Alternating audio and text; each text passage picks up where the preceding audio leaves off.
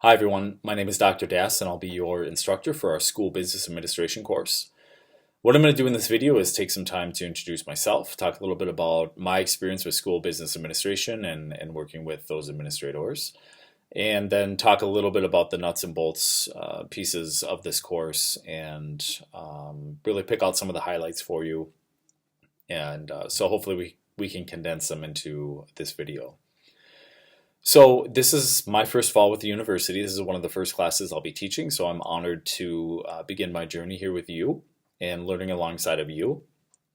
This is my first time in 8 years not entering a school building in the fall as a principal, and it's a little interesting.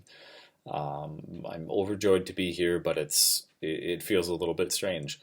Before I was a principal, I was a school counselor, and before that, I began my career as a bus para while I was going to graduate school for school counseling. So, one thing is that each stop along my journey has taught me invaluable lessons that I've used in each stop along the way. And my hope is you've done the same because they make us who we are as educators, and they give us just this excellent perspective that help us to understand one another, and be better communicators and more thoughtful in our roles and serve our communities and kids and staff better. So my experience with school business professionals or school business administrators has been progressive. As a school counselor, typically what I would do, really the only interaction I had was asking for a travel expense reimbursement. I would put it in my mailbox to go to them, and maybe for a stipend to go to a conference, and then wait with bated breath and hope it came back with a proof stamp on it. And that was it. I didn't understand why certain money for our PBIS team was not approved.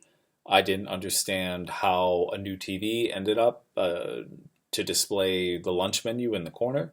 I didn't understand a lot of things, and that creates a temptation for frustration in some cases, and in some cases it's can be, cool, that worked out, but you don't always know the reason why, or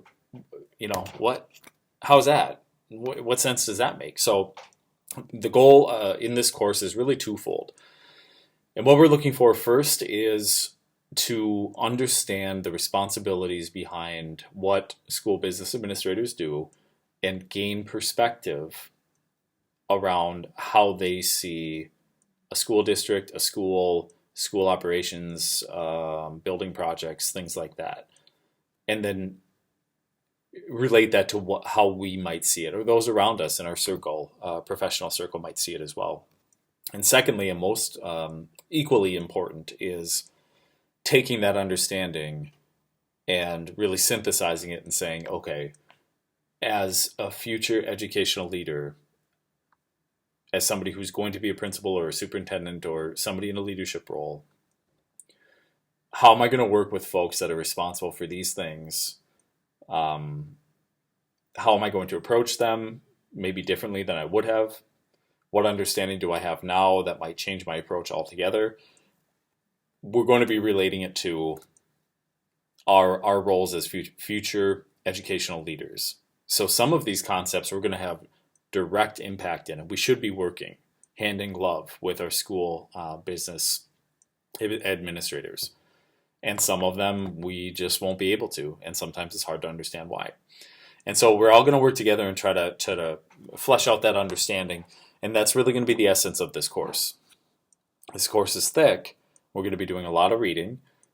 We have our text. We do have one text, and it's 18 chapters, and we're going to get through 18 chapters. In addition to that, we're going to have discussion posts, which you're well versed with. And each chapter is going to feature discussion questions that you will answer independently.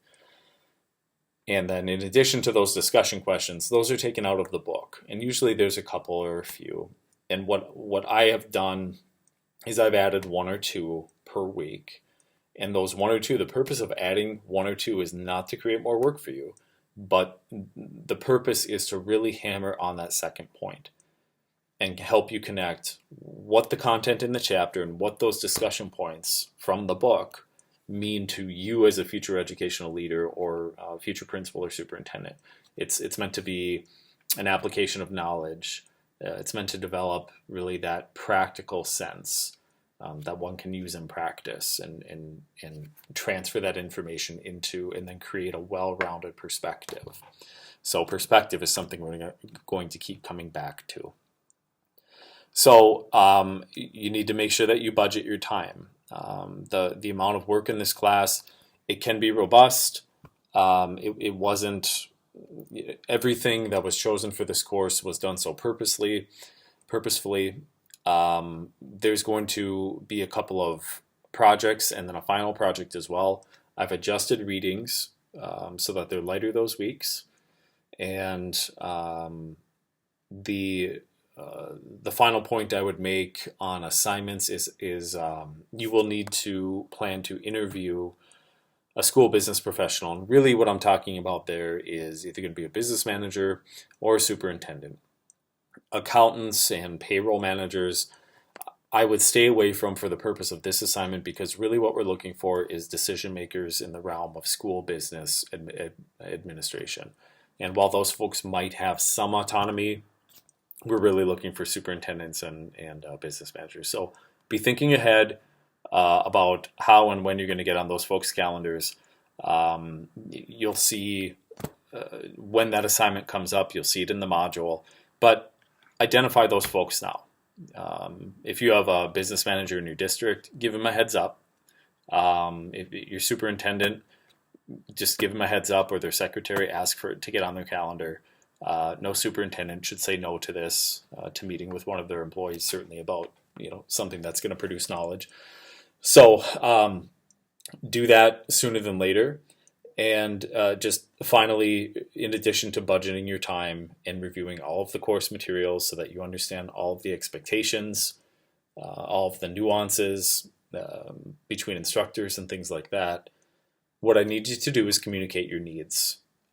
Things come up, and I completely understand it. Life happens. Expectations for programs like ours, like this program, and classes like these, they're high. You're developing yourself as an educational leader that will influence hundreds of people and thousands over your career.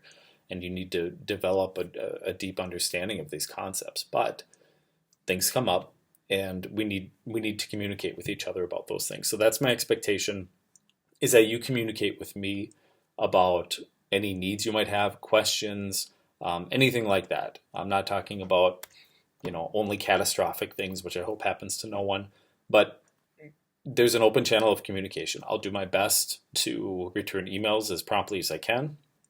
I'm usually on email quite a bit, but times like weekends and things like that, you might see a little bit more of a delay, of course, but I will get to your messages just as soon as I can. You are important to me. Your learning is the most important thing, and your well-being. These are all really important things, and while the rigor of this course and the expectations are going to be high, your capacity as a learner and what you're able to do and your well-being is just as important. So I want you to know that. So there shouldn't be any stress up front. We'll take it 1 week at a time. We'll take it together, and we'll do our best to be straightforward, and we'll communicate with one another, and it's going to be a great semester. So I'm so excited to get started with you, and please communicate with me if you have any needs or anything like that. Otherwise, I will be looking forward to seeing your introductions. Thank you.